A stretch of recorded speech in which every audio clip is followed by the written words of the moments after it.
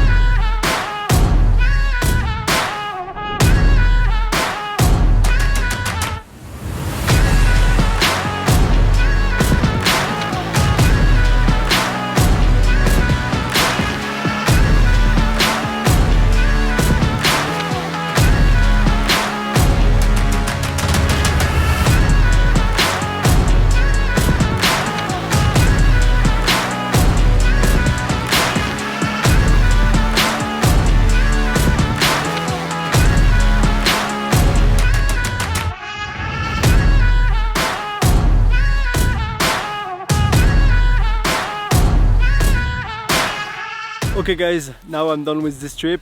Hope you enjoy it. I can't wait to be the summer, honestly, because I don't really like the colors between the end of winter and beginning of summer. I don't really like that mood, but I wanted to make a last video about winter season, so hope you like it. Don't forget to subscribe, and thank you for being here every week, and I see you on the next video. Bye guys, have a good week.